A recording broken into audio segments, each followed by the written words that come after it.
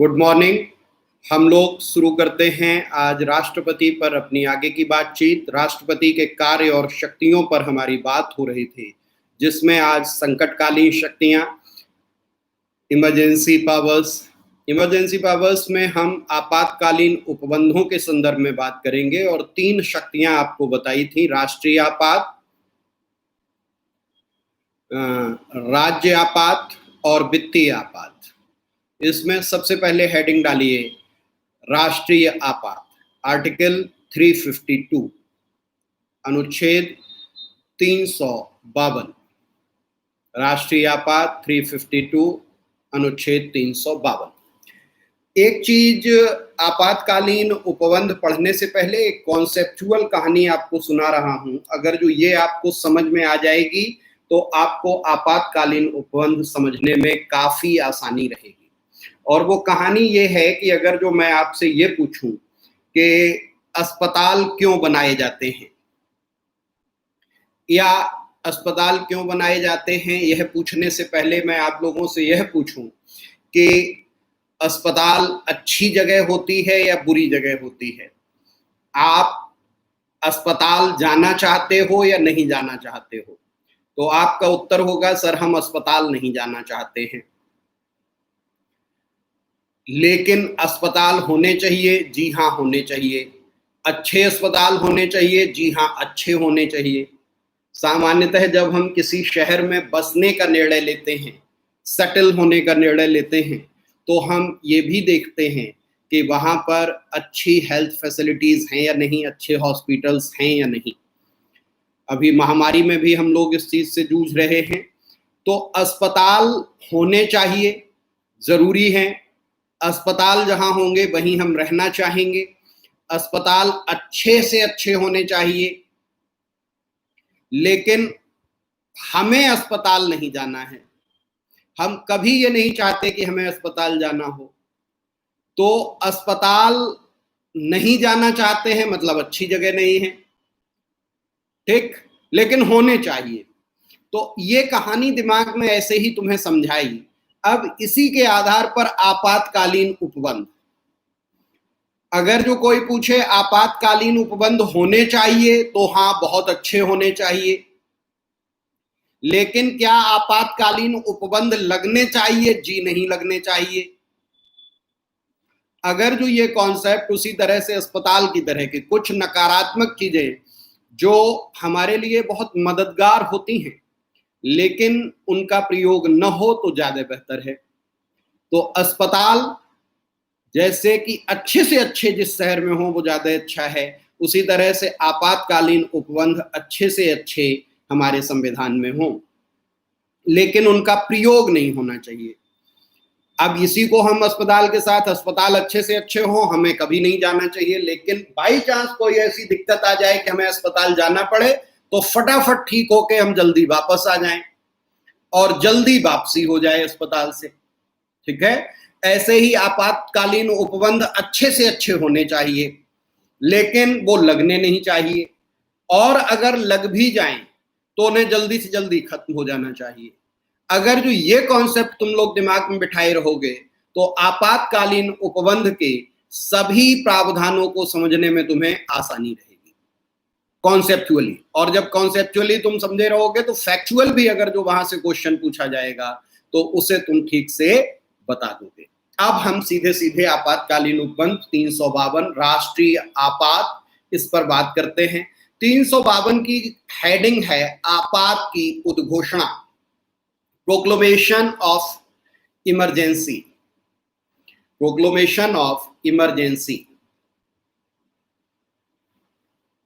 अब इसमें जो लिखा हुआ है उसको हम बता देते हैं, फिर उसको लिखा देंगे समझा के कि यदि राष्ट्रपति को यह समाधान हो जाता है कि गंभीर आपात विद्यमान है जिससे युद्ध या बाह्य आक्रमण या सशस्त्र विद्रोह के कारण भारत या उसके राज्य क्षेत्र के किसी भाग की सुरक्षा संकट में है, तो वह उद्घोषणा द्वारा संपूर्ण भारतवर्ष या उसके राज्य क्षेत्र के ऐसे भाग के संबंध में उद्घोषणा में विनिर्दिष्ट किया जाए, इस आशय की घोषणा कर सकेगा। तो पहली चीज, राष्ट्रीय आपात की घोषणा कौन करता है? राष्ट्रपति। दूसरी चीज, किन आधारों पर? तो आधार लिख लो, आधार हेडिंग डाल के। आधार से चूंकि प्रश्न पैदा हो जाता है, इसलिए हम पूरी वो कहानी समझाना चाह रहे हैं तुम्हें कि पहले किन किन आधारों पर था, बाद में क्या क्या इसमें बदलाव हुए और वर्तमान में किन किन आधारों पर इसकी उद्घोषणा होती है। तो सबसे पहले आधारों में लिखिए मूल संविधान में, इन ओरिजिनल कॉन्स्टिट्यूशन, मूल संविधान में। आगे कौन कौन से? युद्ध, वॉर, बाह्य आक्रमण, एक्सटर्नल एग्रेशन, बाह्य आक्रमण, एक्सटर्नल एग्रेशन,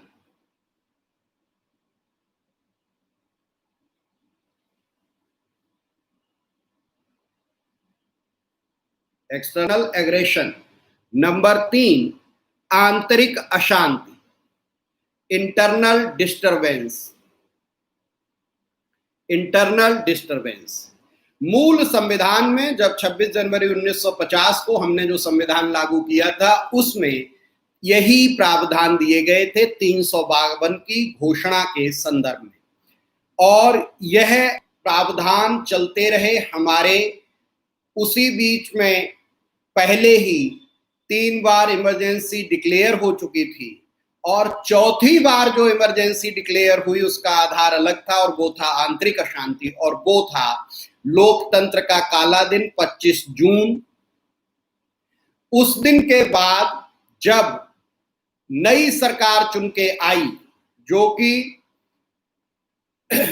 जनता पार्टी की सरकार थी, उसने आते ही एक बड़ा संविधान संशोधन किया, और जिसको 44वें संविधान संशोधन 1978 के नाम से हम जानते हैं, 44th कॉन्स्टिट्यूशनल अमेंडमेंट 1978।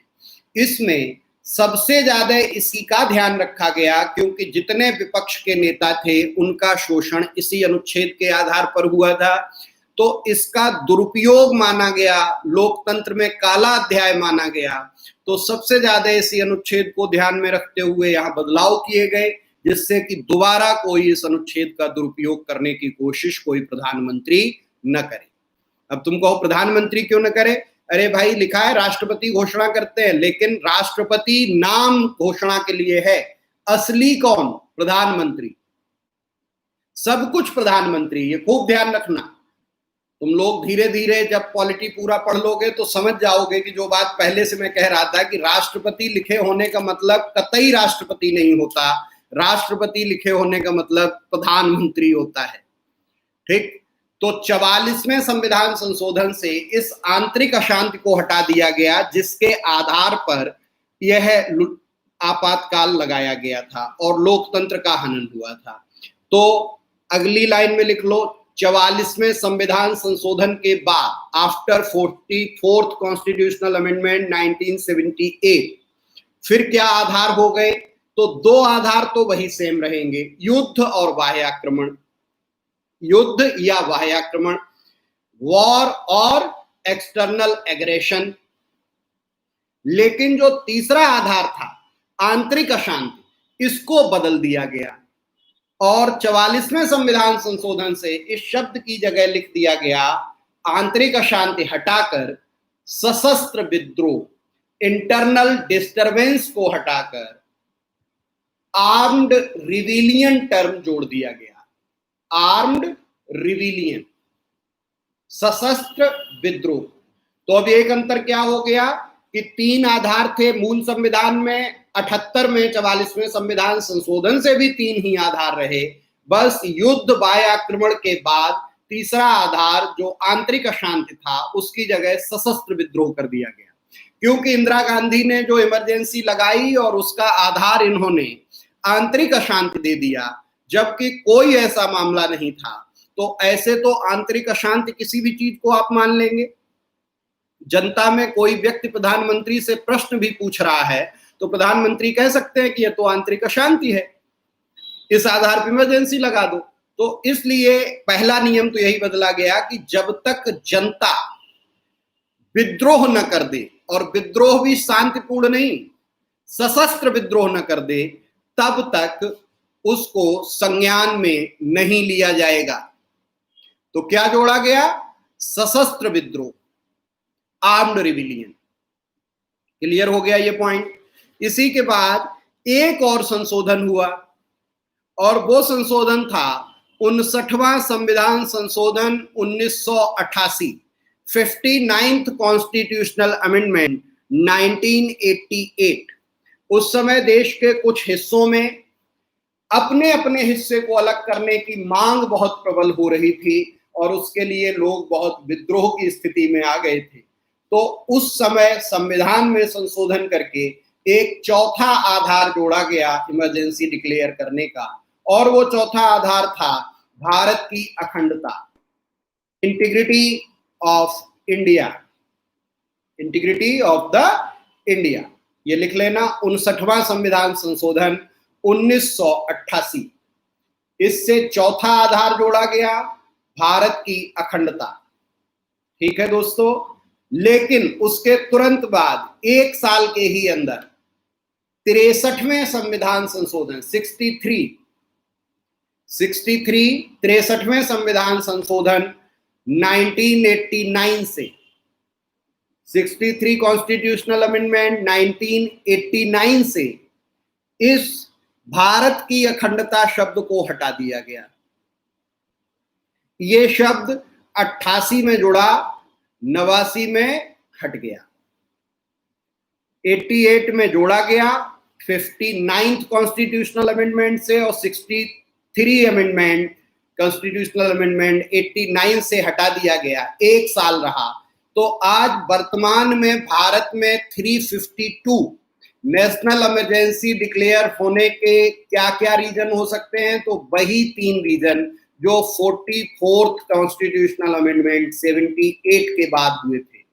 तो 78 के बाद बनाई गई व्यवस्था आज भी वर्तमान की व्यवस्था है, जिसमें वर्तमान में 3 आधारों पर नेशनल इमरजेंसी डिक्लेयर हो सकती है, और वो तीनों आधार हैं युद्ध, वॉर, या वाह्य आक्रमण, एक्सटर्नल एग्रेशन, या सशस्त्र विद्रोह, आर्म्ड रिविलियन। ये एक महत्वपूर्ण बातचीत थी जो हमने आपसे पूरी कर दी, जिसमें आपको बता दिया कि किन किन स्थितियों में लग सकती है नेशनल इमरजेंसी। यहां तक किसी का कोई क्वेश्चन हो, कोई डाउट हो तो आप पूछ सकते हो, नहीं तो हम आगे बढ़ते हैं। अब यहीं पे एक स्पष्टीकरण दिया गया है तुम्हारे संविधान में। हम ओरिजिनल कॉन्स्टिट्यूशन से तुम लोगों को इंडियन पॉलिटी पढ़ा रहे हैं, सामान्यतः लोग इससे बचते हैं। इंटीग्रिटी वर्ड को रिप्लेस करने के रीजन क्या था?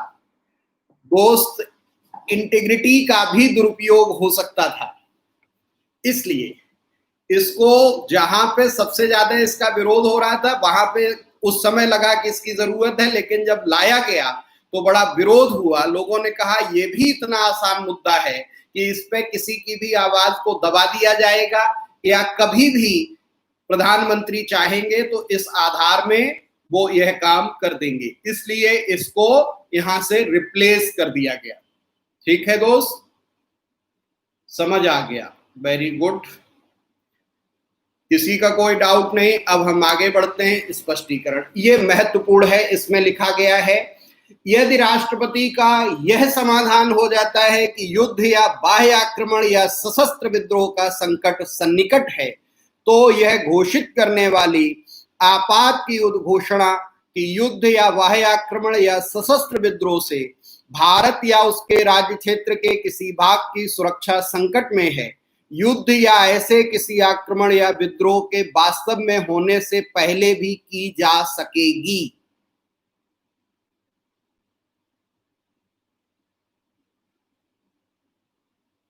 हाँ, भारत की अखंडता को खत्म कर दिया गया, बता तो दिया यार ऊपर। ठीक, अब यहां पे स्पष्टीकरण क्या दिया गया कि जरूरी नहीं युद्ध, बाह्य आक्रमण या सशस्त्र विद्रोह हो जाए तभी हो घोषणा। यदि यह समाधान हो जाता है कि होने की स्थिति है तो भी हो सकता है, स्पष्टीकरण में जोड़ दिया गया। फिर दूसरा पॉइंट है उद्घोषणा में किसी पश्चातवर्ती उद्घोषणा द्वारा परिवर्तन किया जा सकेगा या उसको वापस लिया जा सकेगा। अर्थात यदि राष्ट्रपति जी कोई फिर घोषणा करते हैं तो आपात उपबंधों में जो प्रतिबंध लगाए गए हैं उनमें कमी की जा सकती है, बदलाव किया जा सकता है, बढ़ाए जा सकते हैं या वापस लिए जा सकते हैं, मतलब बाद में घोषणा हो सकेगी। अब यहाँ पे है उद्घोषणा या ऐसी उद्घोषणा में परिवर्तित करने वाली उद्घोषणा तब तक नहीं करेगा जब तक संघ के मंत्रिमंडल का, अर्थात उस परिषद का जो अनुच्छेद 75 के अधीन प्रधानमंत्री और मंत्रिमंडल स्तर के अन्य मंत्रियों से मिलकर बनती है, यह विनिश्चय की ऐसी घोषणा की जाए उसे लिखित रूप में संसूचित नहीं किया जाता है। ठीक, ये जो जोड़ा गया पॉइंट, ये 44वें ही संविधान संशोधन से जोड़ा गया और इसमें इस बात पर बहुत जोर दिया गया। क्या क्या जोर दिया गया कि 2 नए शब्द जुड़े और यह 2 शब्द इस अनुच्छेद के अलावा कहीं इस तरह से स्पष्ट नहीं जोड़े गए। पहला एक शब्द लिख लेना, और ये आगे भी जब हम तुम्हें मंत्रिपरिषद पढ़ाएंगे तब भी वहां डिस्कस करेंगे और समझाएंगे कि पूरे संविधान में कहीं भी मंत्रिपरिषद शब्द ही यूज होता है, सिर्फ यही 352 की उद्घोषणा के लिए जहां पर आगे कहा गया तो मंत्रिमंडल शब्द यूज हुआ, कैबिनेट।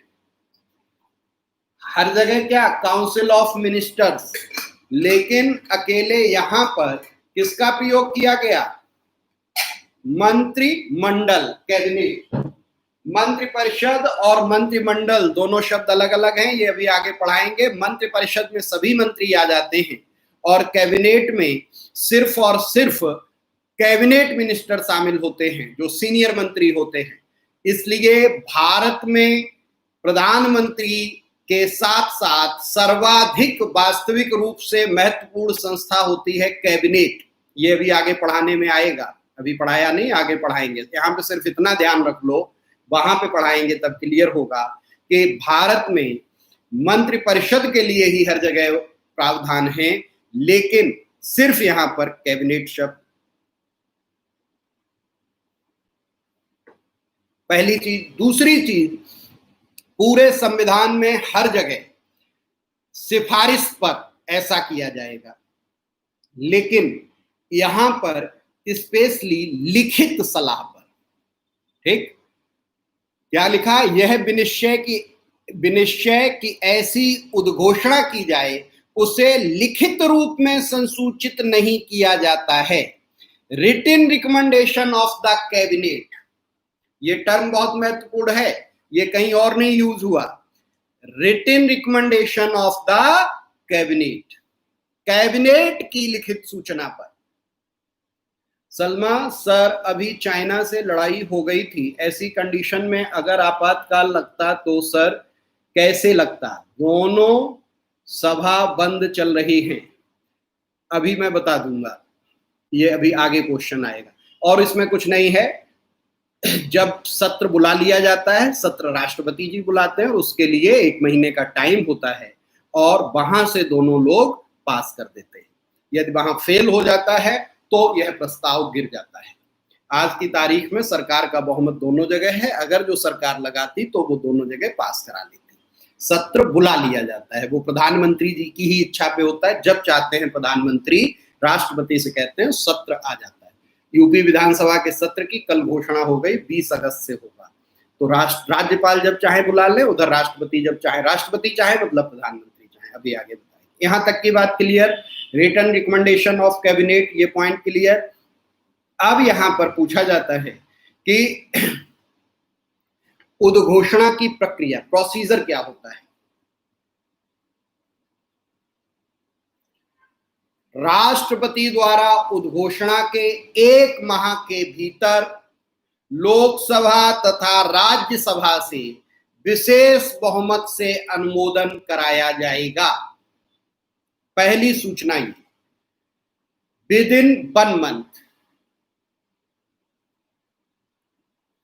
विद इन 1 मंथ, 1 महीने के अंदर दोनों सदन, लोकसभा और राज्यसभा से अनुमोदन कराया जाएगा विशेष बहुमत से। अगर जो किसी भी सदन में पास नहीं होगा तो वहीं पर उद्घोषणा समाप्त हो जाएगी। लेकिन राज्यसभा स्थायी सदन है, राज्यसभा कभी भंग नहीं होती, इसलिए राज्यसभा का सत्र जब चाहेंगे प्रधानमंत्री की सलाह पर राष्ट्रपति बुला लेंगे और वहां पास हो जाएगा। लेकिन मान लो लोकसभा भंग है, क्योंकि लोकसभा भंग हो जाती है, बहुमत नहीं है सरकार का, डिसॉल्व हो गई है, इलेक्शन होने वाले थे इसलिए डिसॉल्व हो गई, तब तक ऐसी स्थिति आ गई। तो यदि लोकसभा भंग है, यहां पे ये पॉइंट जरूर याद रखना, यदि लोकसभा भंग है तो लोकसभा गठन के बाद प्रथम बैठक से 30 दिन के अंदर अनुमोदन हो जाना चाहिए। यदि लोकसभा भंग है और उस लोकसभा भंग होने की स्थिति में आपातकाल की उद्घोषणा हो गई है तो महीने भर के अंदर आपको राज्यसभा से तो विशेष बहुमत से पास कराना ही होगा। लोकसभा चूंकि भंग है इसलिए आप इंतजार करेंगे और जब इलेक्शन होने के बाद लोकसभा नई चुन के आएगी और उसकी प्रथम बैठक होगी, उस प्रथम बैठक से 30 दिन के अंदर यह घोषणा का अनुमोदन हो जाना चाहिए। और किसी भी सदन में 30 दिन में नहीं होता है तो यह प्रस्ताव 30 दिन बाद स्वतः समाप्त हो जाएगा। क्लियर हो गया लागू होने की प्रक्रिया। अब यहां पे पूछा जाता है कि एक बार में कितने समय के लिए लगता है। एक बार की घोषणा में आपातकाल 6 माह के लिए लगता है, फॉर 6 मंथ, और 6 माह करके अनिश्चित काल तक राष्ट्रीय आपात हो सकता है। लेकिन एक बार में 6 महीना, अगर जो दोनों सदनों से 30 दिन के अंदर पास हो गया तो 6 महीना रहेगा। 6 महीना होने के बाद राष्ट्रपति महोदय दोबारा घोषणा करेंगे यदि तब भी जरूरत है, और उनकी घोषणा होने के बाद फिर वही नियम लागू होगा कि लोकसभा और राज्यसभा से 30 दिन के अंदर विशेष बहुमत से पास होना चाहिए, और यदि लोकसभा विघटित है तो गठन के पश्चात प्रथम बैठक से 30 दिन के अंदर अनुमोदन होना चाहिए। क्लियर? 6 माह के लिए और अनिश्चित काल के लिए। यहां तक किसी का भी कोई क्वेश्चन हो तो आप पूछ सकते हो, लगाने की प्रक्रिया हमने बता दी। अब यहीं पे हेडिंग डाल लो हटाने की प्रक्रिया, रिमूव। रिमूव कैसे होगा, हटाया कैसे जाएगा? इसके लिए 3 बातें आती हैं। ठीक, नंबर 1, राष्ट्रपति जब चाहे घोषणा करके समाप्त कर सकते हैं। अब यहां ध्यान रखना, राष्ट्रपति चाहे मतलब प्रधानमंत्री चाहे।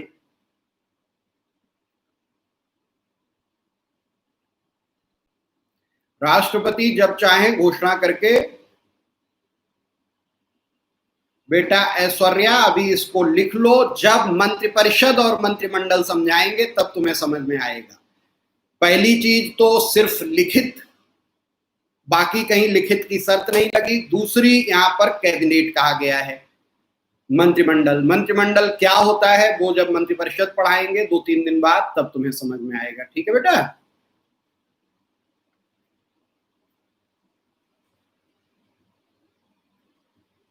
अभी शॉर्ट में तुम्हें बता दिया था कि मंत्रिपरिषद में सभी मंत्री होते हैं, मंत्रिमंडल में सिर्फ कैबिनेट मिनिस्टर होते हैं।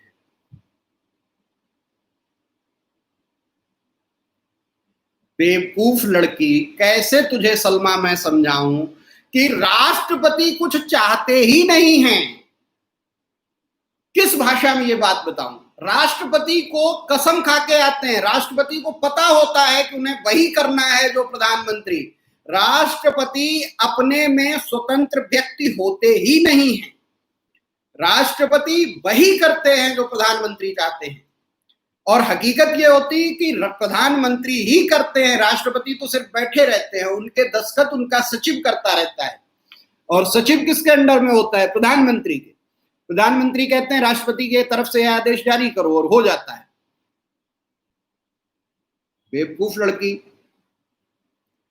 पीएम ना हटाना चाहें तो नहीं हटेगा। फिर उसके दूसरे पॉइंट हैं,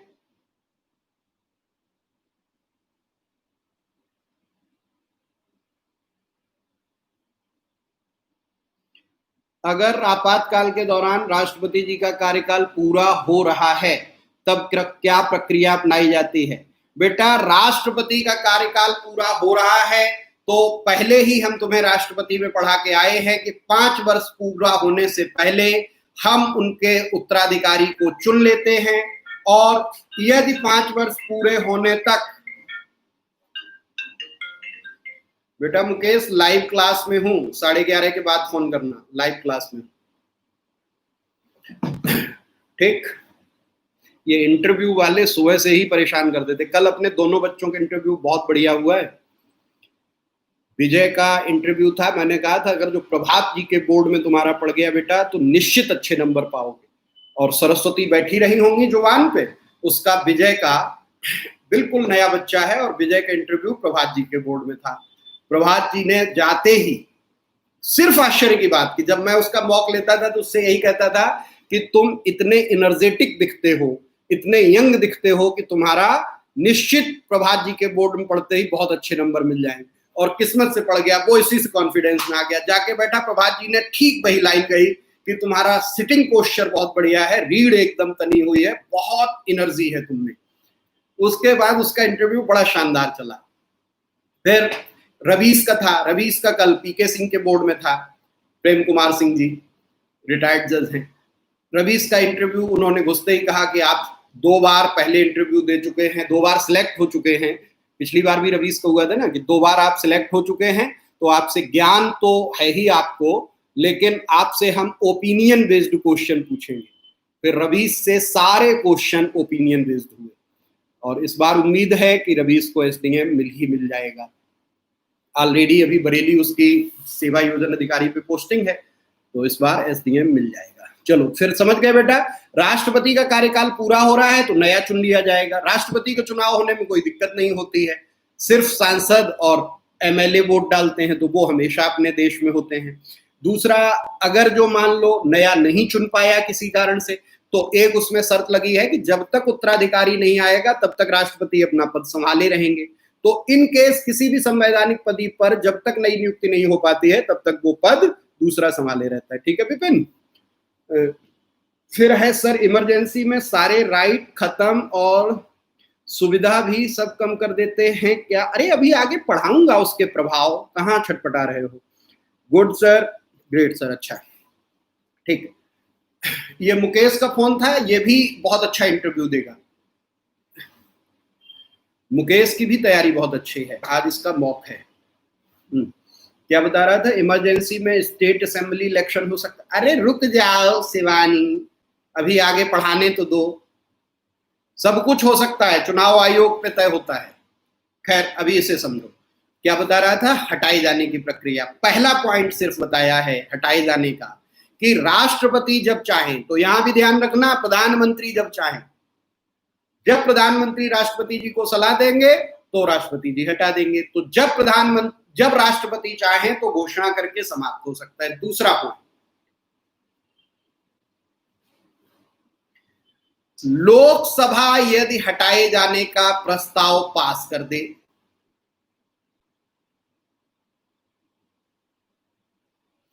लोकसभा यदि हटाए जाने का प्रस्ताव पास कर दे, house of the people pass the removal proposal. अब यहां पे ये चीज ध्यान रखना, लोकसभा में साधारण बहुमत से यदि यह प्रस्ताव आ जाता है, लोकसभा की बैठक चल रही तभी प्रस्ताव आता है, लोकसभा चल रही है, किसी ने भी कहा कि बहुत दिन से इमरजेंसी लगी हुई, इस इमरजेंसी को हटाया जाए, उस पर तुरंत वोटिंग हुई, वोटिंग होने में आधे से ज्यादा सदस्यों ने कह दिया हटाया जाए, तो उसी दिन आपातकाल खत्म हो जाएगा। ठीक। दूसरी चीज, तीसरा पॉइंट इसलिए कि मान लो लोकसभा नहीं है, मान लो लोकसभा सत्र में नहीं है, जैसे आज की तारीख, तो उसके लिए भी प्रावधान किया गया, यदि विपक्ष के 10% सदस्य लिखित प्रस्ताव लाते हैं तो 14 दिन के अंदर लोकसभा की बैठक बुलाई जाएगी और यदि लोकसभा की बैठक में हटाने का प्रस्ताव साधारण बहुमत से पास हो जाता है तो उसी दिन आपातकाल समाप्त हो जाएगा। 3 तरीके आपातकाल हटने के बता दिए और ये तुम खूब ध्यान रखो, आपातकाल लगने और हटने में लगना बहुत कठिन है, हटना बहुत आसान है। हमने अभी क्या बताया था? पहला कॉन्सेप्ट, अस्पताल जाना नहीं चाहिए, लेकिन अगर जो अस्पताल पहुंच गए तो आना बहुत जल्दी चाहिए। तो हमने क्या तुम्हें समझाया कि आपातकाल लगाना तो बहुत कठिन होगा। एक तो राष्ट्रपति घोषणा करेंगे, 30 दिन के अंदर दोनों सदनों से विशेष बहुमत, कठिन बहुमत, 2/3 बहुमत, ठीक। लगना बहुत कठिन है, विशेष बहुमत, और वो भी 6 महीने के लिए। लेकिन हटना कितना आसान है, जिस दिन राष्ट्रपति घोषणा कर दे, इसको हमने शॉर्ट में बता दिया, मतलब प्रधानमंत्री कह दे। जिस दिन लोकसभा हटाने को कह दे, लोकसभा कह दे मतलब साधारण बहुमत से, बहुत आसानी से। और यदि लोकसभा का सत्र नहीं है, और सत्र कौन बुलाता है? प्रधानमंत्री। प्रधानमंत्री चाह रहे कि ना हटे, भाई प्रधानमंत्री चाह रहे तो पहले ही पॉइंट में हट जाएगा, 1 मिनट का काम है। लेकिन मान लो अगर जो प्रधानमंत्री नहीं चाह रहे हैं तो विपक्ष के 10% सदस्य, प्रधानमंत्री नहीं चाह रहे तो हटवाना कौन चाहेगा? विपक्ष। अगर जो सदन में कोई भी सदस्य, अब विपक्ष इसलिए कह रहा है कि प्रधानमंत्री नहीं चाह रहे, लोकसभा के कोई भी सदस्य अगर जो 10% सदस्य लोकसभा अध्यक्ष को लिखित भेजेंगे कि आप सत्र बुलाइए और हमें आपातकाल हटाने का प्रस्ताव लाना है, तो यदि 10% सदस्य, आज मान लो 545 है, 55 लोगों ने ये कह दिया, 55 लोगों ने दस्तखत करके भेज दिए, तो मजबूरी हो जाएगी स्पीकर की कि वो राष्ट्रपति को सिफारिश करेगा, राष्ट्रपति मतलब प्रधानमंत्री, और मजबूरी में उन्हें सत्र बुलाना पड़ेगा 14 दिन के अंदर, यदि 10% लोग लिखित दे रहे। और सत्र आते ही उसमें प्रस्ताव आया और प्रस्ताव पास हो गया तो आपातकाल खत्म। क्लियर हो गया? अब तीसरा पॉइंट भी ध्यान से सुना करो, सब कुछ बताता हूं। हटने के 3 तरीके, ये खूब ध्यान रखना। 352 की तरह ही 356 हटेगा, 360 हटेगा। बार बार हर जगह हम यही लिखा देंगे, राष्ट्रीय आपात को हटाए जाने की प्रक्रिया से। तो राष्ट्रीय आपात हटाए जाने की प्रक्रिया क्या है? 3 तरीके से। राष्ट्रपति जब घोषणा कर दे तो समाप्त हो जाएगा, लोकसभा जब पास कर दे तो समाप्त हो जाएगा, यदि लोकसभा का सत्र नहीं है तो 10% सदस्य प्रस्ताव लाते हैं, 14 दिन के अंदर सत्र बुलाया जाता है, और यदि पास हो जाता है तो उसी दिन आपातकाल समाप्त हो जाता है। सबको क्लियर हो गया? तीसरा पॉइंट भी हो गया, हटाए जाने की पूरी प्रक्रिया क्लियर हो गई। अब प्रश्न पूछो, और कोई प्रश्न न हो तो हेडिंग डाल लो 352 राष्ट्रीय आपात के प्रभाव। 352 राष्ट्रीय आपात के प्रभाव।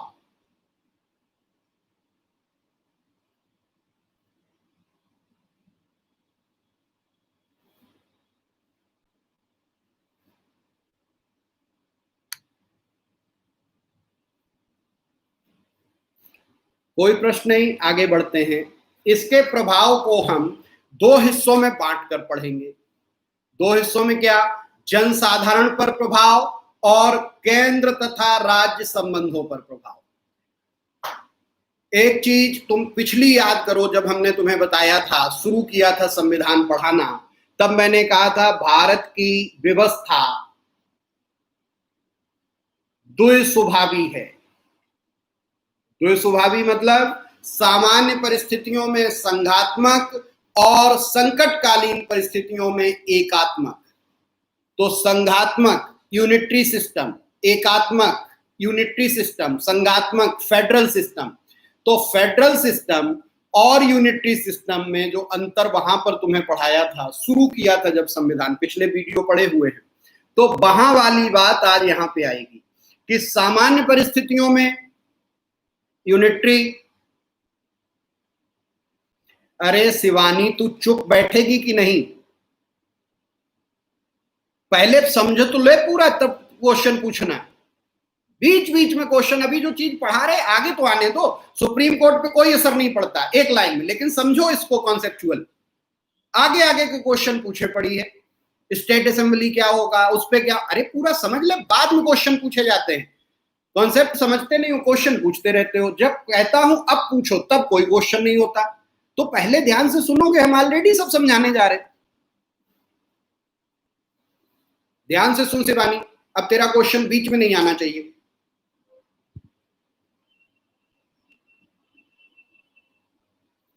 अरे बेटा, राष्ट्रपति का अचानक निधन हो जाएगा तो उपराष्ट्रपति राष्ट्रपति के रूप में आ जाएंगे और 6 महीने के अंदर राष्ट्रपति का चुनाव करा लिया जाएगा।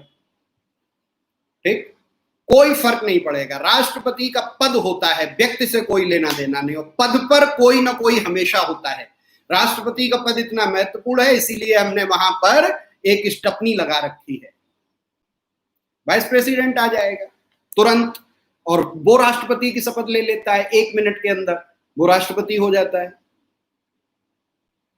अभी टॉपिक कंप्लीट नहीं हुआ, क्वेश्चन पूछे पड़े हो। जहां तक पूछने कहता हूं तब कोई नहीं पूछता, जब रुकता हूं। तुम लोगों को पढ़ाना भी कसम से बता रहे बड़ा सरदर्द है। अब पढ़ाना छोड़ दूंगा क्योंकि तुम सब इस लायक हो नहीं, कोई और काम करना शुरू करता हूं। वो तो बता ही चुका आर्टिकल 70 से 5 नाम आगे तक के बता चुका हूं। कोई ना कोई पद पे बैठा ही होगा और तब तक इलेक्शन हो जाएगा। खैर, दोबारा से समझो प्रभाव। हमने क्या कहा था कि यूनिटरी और फेडरल वाला एक कॉन्सेप्ट समझाया था, उसका आज यहां पे यूज होगा। दरअसल इसको प्रैक्टिकली समझ लेना कि आपातकाल से सबसे ज्यादा ताकतवर कौन हो जाता है? प्रधानमंत्री, और बाकी सबकी ताकत खत्म हो जाती है। ठीक, लेकिन उसको हम टेक्निकली पहले समझ लेते हैं, फिर तुम्हारे जितने क्वेश्चन होंगे हम सब पूछ बता देंगे। शिवानी, बाद में ये सारे क्वेश्चन तब पूछना, अभी नहीं।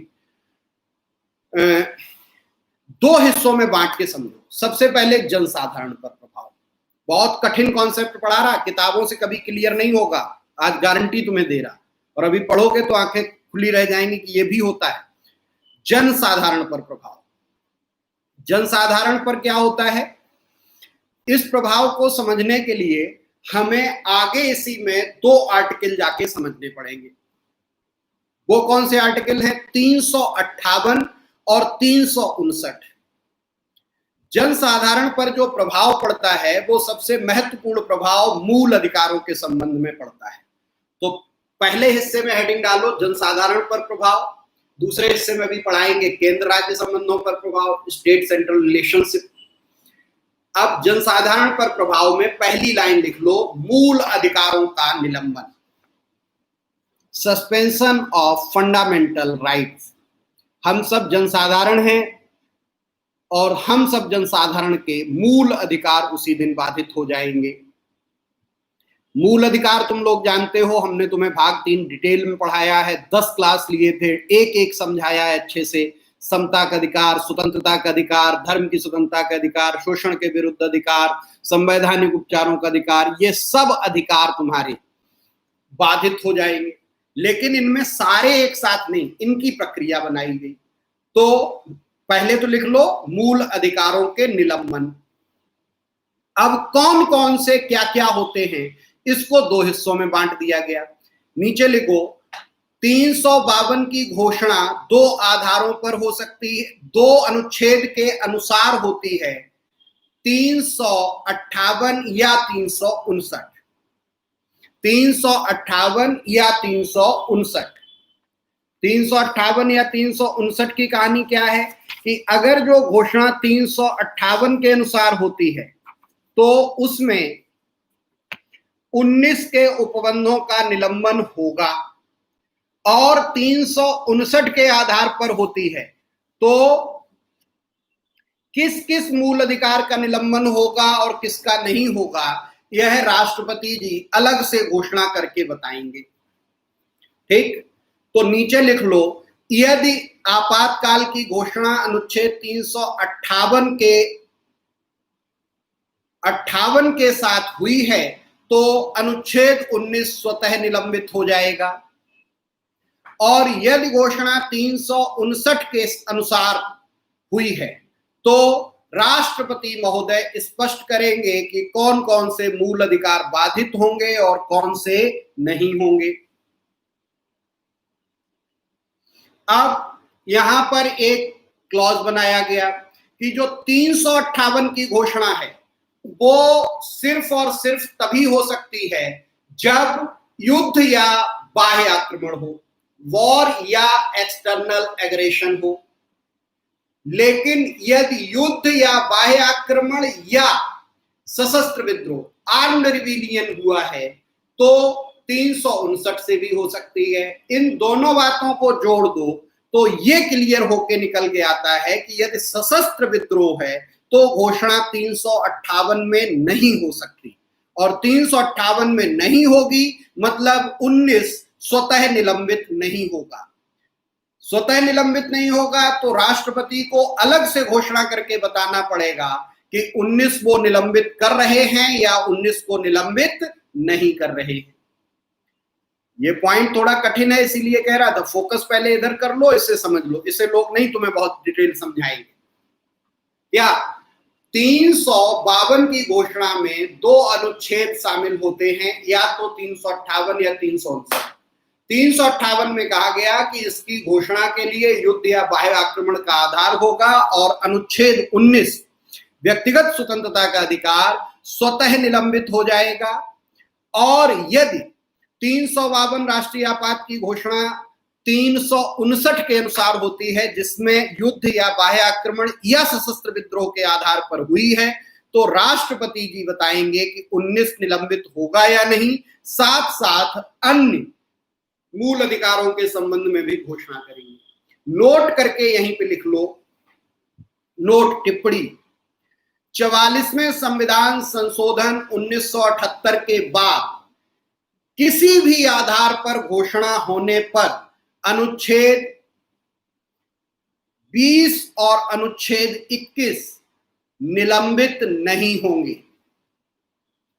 अब जीवन में तुम्हारे कभी भी कोई भी आपातकाल घोषित हो जाए, तुम्हारे अनुच्छेद 20 में दिए गए तीनों अधिकार कौन से? Protection from ex post facto law, protection from double jeopardy and protection from self incrimination, पूर्व पद प्रभाव कानून से संरक्षण, दोहरे दंड से संरक्षण और स्वयं के विरुद्ध गवाही देने से संरक्षण के अधिकार, साथ ही साथ अनुच्छेद 21 प्राण और दैहिक स्वतंत्रता का अधिकार, right to liberty and personal liberty, right to life and personal liberty, ये अनुच्छेद 20 और 21 कभी भी निलंबित नहीं होंगे।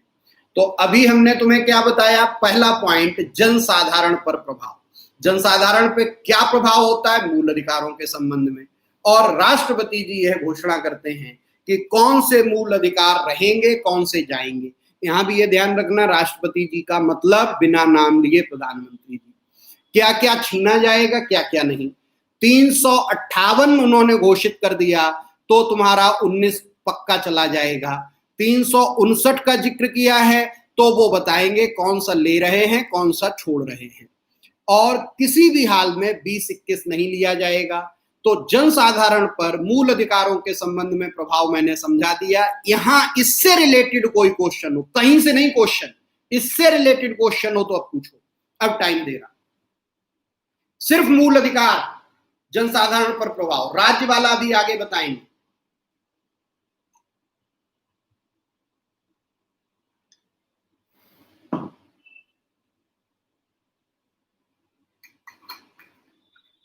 समझ में आ गया? ओके। 20-21 कभी निलंबित नहीं होगा। 19 निलंबित होगा या नहीं, ये 358 और 359 पर तय होगा और राष्ट्रपति जी तय करेंगे। अब दूसरा पॉइंट था, हेडिंग डालो, केंद्र राज्य संबंधों पर प्रभाव। केंद्र राज्य संबंधों पर प्रभाव।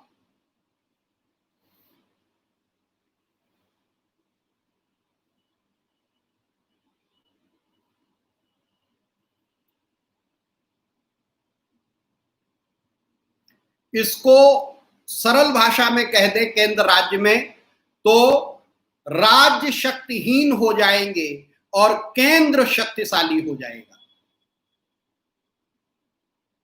हाँ बेटा, सारे मतलब 32 भी। हमने अगर जो 32 ना होता तो 20 और 21 जहां कहा वहां 32 भी कहते। हमने क्या कहा, 20-21 छोड़कर सभी। 19 दोनों चीजें हैं, हो भी सकता है नहीं भी हो सकता है। लेकिन अगर जो राष्ट्रपति चाहे तो आपातकाल लगा के भी अगर जो वो घोषणा कर दे कि एक भी मूल अधिकार निलंबित नहीं होगा तो एक भी नहीं होगा। हमने क्या लिखाया, राष्ट्रपति जी घोषणा करते हैं जब आपातकाल की, तब वो बताते हैं कि कौन सा निलंबित होगा, कौन सा निलंबित नहीं होगा। ठीक, लेकिन 20-21 चाह के भी निलंबित नहीं कर सकते। तो इस लाइन का क्लियर मतलब क्या निकल आया कि 20-21 कभी निलंबित नहीं होंगे और बाकी सारे निलंबित हो भी सकते हैं और नहीं भी। तो 32 तुम्हारा किया भी जा सकता है और नहीं भी। क्लियर हुआ ये पॉइंट? अब लिखो केंद्र राज्य पर। इसको एक लाइन में तो ये कह देते हैं कि केंद्र शक्तिहीन, सॉरी, राज्य शक्तिहीन और केंद्र शक्तिशाली हो जाता है। कैसे? तो अब पॉइंट में एक एक समझ लो। संघ की कार्यपालिका राज्य की कार्यपालिका को निर्देश दे सकती है। पहली चीज क्या हुई, कार्यपालिका शक्ति में संघ की कार्यपालिका राज्य की कार्यपालिका को निर्देश दे सकती है। दूसरा पॉइंट, संसद राज्य सूची के विषय पर कानून बना सकता है। शुरू में जब बात हुई थी केंद्र राज्य संबंध, वही संघीय व्यवस्था, एकात्मक व्यवस्था, तब हमने वहां तुम्हें बताया था कि 3 सूचियां हैं हमारे यहाँ, संघ सूची, राज्य सूची, समवर्ती सूची, union list, state list, concurrent list. Union list पर सिर्फ संसद कानून बनाएगी, स्टेट लिस्ट पर राज्य विधानमंडल कानून बनाएगी, मतलब राज्य की सरकार, और समवर्ती सूची पर दोनों बना सकते हैं। यहां पर क्या कहा जा रहा कि संसद राज्य सूची के विषयों पर भी कानून बना सकती है, मतलब राज्य की विधायिका शक्ति को संघ की विधायिका शक्ति यूज कर सकती है। तो कार्यपालिका भी चली गई और विधायिका भी शक्ति चली गई। दूसरा, केंद्र सरकार राज्य सरकार को के वित्तीय, केंद्र सरकार राज्य सरकार को वित्तीय मामलों में निर्देश दे सकती है। अर्थात वित्त संबंधी शक्तियां भी केंद्र सरकार की जगह, वो राज्य सरकार की जगह केंद्र सरकार के पास चली जाती हैं। वित्तीय मामलों में भी संघ की सरकार महत्वपूर्ण हो जाती है राज्य की सरकार की तुलना में। राज्य की सरकार की तुलना में केंद्र की सरकार वित्तीय मामलों में भी ताकतवर हो जाती है, या केंद्र के वित्तीय अधिकार बढ़ जाते हैं। अब तीनों बातों का एक ही अर्थ निकल कर आता है, क्या कि केंद्र शक्तिशाली हो जाता है, सारी राज्य की कार्यपालिका विधायिका शक्तियां उसके पास, और साथ में राज्य शक्तिहीन हो जाते हैं, पैसा भी उधर चला जाता है। यहीं पे नोट करके लिख लो, न्यायपालिका के अधिकारों पर कोई प्रभाव नहीं पड़ता। न्यायपालिका पर कोई प्रभाव नहीं पड़ता, एक शब्द में। अब इसी में क्या राष्ट्रीय आपात में उच्चतम न्यायालय पर कोई फर्क पड़ता? नहीं पड़ता। क्या उच्च न्यायालय पर कोई फर्क पड़ता? नहीं पड़ता। उच्च न्यायालय, हमने तुम्हें पहले दिन जब न्यायपालिका पढ़ाई थी तो बताया था कि भारत में एकीकृत न्यायपालिका है। एकीकृत कहने का मतलब हुआ कि इंटीग्रेटेड है, जुड़ी हुई है। तो जो उच्चतम न्यायालय है उसी के अधीन उच्च न्यायालय है, उसी के अधीन स्थानीय न्यायालय है। तो जब ऑलरेडी उच्च न्यायालय की शक्ति पहले से ही उच्चतम के पास है तो फिर वो ट्रांसफर होने का कोई मतलब नहीं है। तो इस आधार पर उच्च न्यायालय की शक्तियों पर या उच्चतम न्यायालय की शक्तियों पर कोई प्रभाव नहीं पड़ता 352 का। तो सीधे शब्दों में न्यायपालिका पर कोई प्रभाव नहीं पड़ता। क्लियर हो गया ये पॉइंट? अब लिखो, लोकसभा तथा राज्य विधानसभा पर प्रभाव। नंबर 3, लोकसभा और राज्य विधानसभा पर प्रभाव।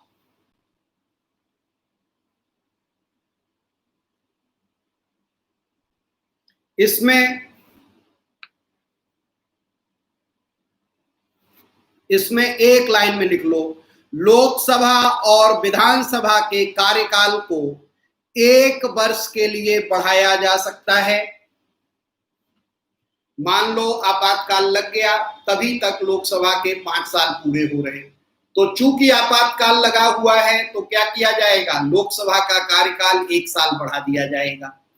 यदि ऐसे ही आपातकाल की घोषणा हो गई है, किसी विधानसभा का कार्यकाल पूरा हो रहा है, तो उस विधानसभा का भी कार्यकाल 1 साल बढ़ा दिया जाएगा, क्योंकि आपातकाल में चुनाव नहीं हो सकते।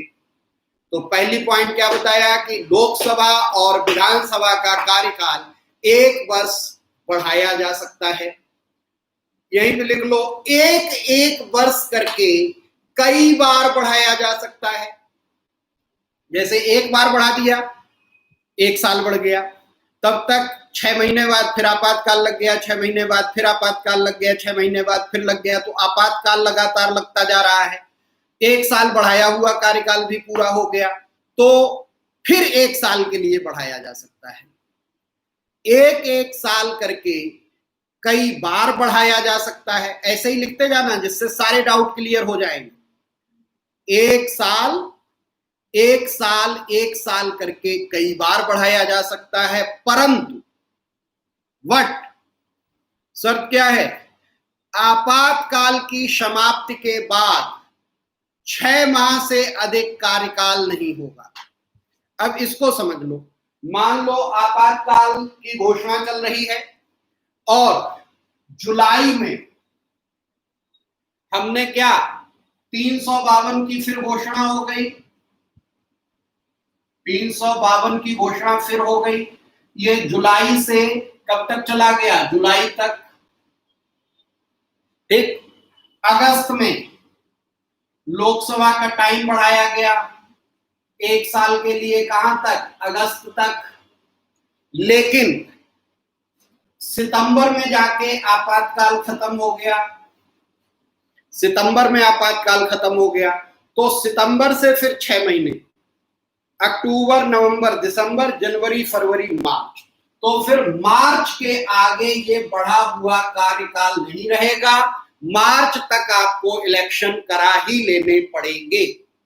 ठीक, लोकसभा या विधानसभा का कार्यकाल 1 वर्ष के लिए बढ़ाया जा सकता है, 1 वर्ष करके कई बार बढ़ाया जा सकता है, लेकिन आपातकाल की समाप्ति के बाद यह समय 6 माह से अधिक नहीं होगा। क्लियर हो गया ये पॉइंट। अब हमने आपातकाल के जितने भी प्रभाव हैं सब बता दिए। अब तुम लोग प्रश्न पूछो। अब अगर जो हम शिवानी के ही प्रश्न की बात करें तो इसका शिवानी का पहला प्रश्न आया था, इमरजेंसी में सुप्रीम कोर्ट के राइट सस्पेंड हो जाते हैं, उत्तर मिल गया बेटा। फिर शिवानी का दूसरा क्वेश्चन था इमरजेंसी में स्टेट असेंबली इलेक्शन हो सकता है।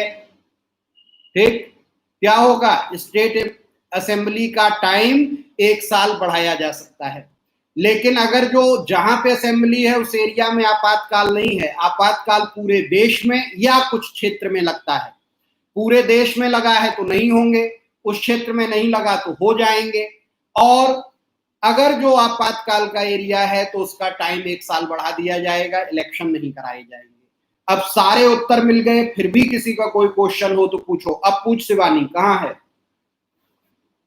सारे प्रभाव बता दिए गए, किसी का जो भी क्वेश्चन है 352 से संबंधित वो पूछो फटाफट, अब नहीं पूछोगे।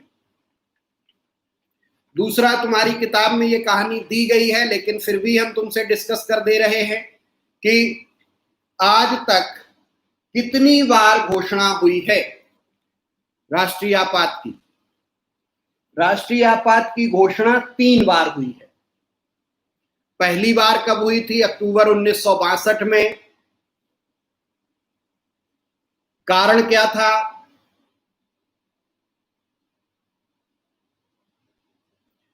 चीन का आक्रमण कब खत्म हुआ था? जनवरी 1968 में। और 68 में था इसलिए 65 में जब पाकिस्तान से लड़ाई हुई तो आपातकाल लगाना ही नहीं पड़ा, क्योंकि पहले से लगा हुआ था। दूसरे आपातकाल की घोषणा हुई थी दिसंबर 1971 में, जो खत्म हुआ मार्च 1977 में। इसका आधार था पाकिस्तान से युद्ध। और तीसरा आपातकाल जो लगा वो लगा जून 1975 में, और जो खत्म हुआ मार्च 1977 में। अब तुम लोगों के दिमाग में आएगा कि जो 71 में इमरजेंसी लगी थी वो मार्च 77 तक थी, तो 75 में दोबारा क्यों लगानी पड़ी? तो ये दोस्तों ध्यान रखना, जो 71 में लगी थी उसका आधार युद्ध था, उसका कारण पाकिस्तान से युद्ध था, दूसरा कारण था। और जो 75 में लगी जून में, उसका कारण आंतरिक अशांति थी। तो अलग कारण होने के कारण यह अलग से इमरजेंसी डिक्लेयर हुई। और यह दोनों इमरजेंसी एक साथ मार्च 77 में खत्म हुई। उसके बाद फिर 77 में चुनाव हुए, 78 में जनता पार्टी की सरकार बनी, जिसने 44वां संविधान संशोधन किया। और 44वें संविधान संशोधन में सबसे ज्यादा बदलाव इसी अनुच्छेद 352 में किए गए। अब हमने राष्ट्रीय आपात से जुड़ी हुई सारी बातें आप लोगों को बता दी हैं। किसी के मन में भी कोई भी प्रश्न हो तो वो हमसे पूछ सकता है। कोई भी प्रश्न 352 से संबंधित सारी बातें बता दी, पूछना शुरू करिए आप लोग। अब नहीं पूछोगे, जब कहता हूं पूछो।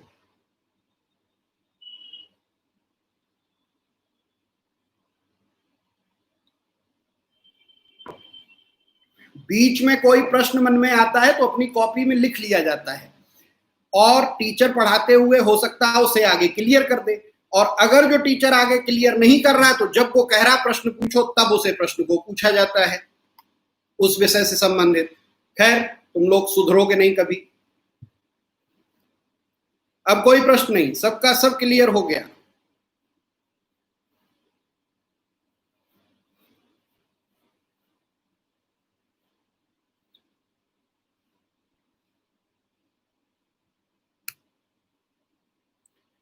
सर, युद्ध इतने समय तक चला तो लोगों के राइट भी खत्म रहे थे क्या? हाँ बेटा, राइट खत्म ही रहते हैं, लेकिन युद्ध चल रहा होता है तो हम अपने राइट नहीं देखते।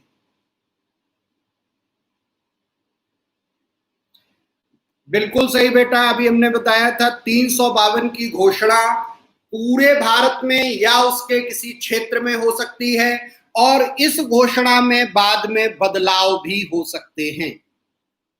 ठीक, तो कुशाग्र तुम्हारा उत्तर हो गया कि पूरे देश में एक साथ भी लग सकता है या अलग अलग हिस्से में भी लग सकता है, एक हिस्से में लग सकता है, बाद में अन्य हिस्सों में भी लग सकता है। ठीक, और पूछो।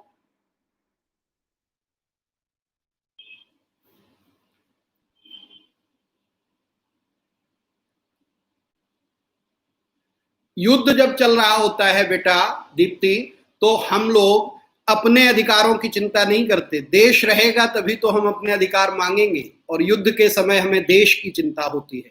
इसलिए जब भी कोई ऐसी स्थिति आती है तो हम देश को पहले नंबर पर रखते हैं। और पूछो।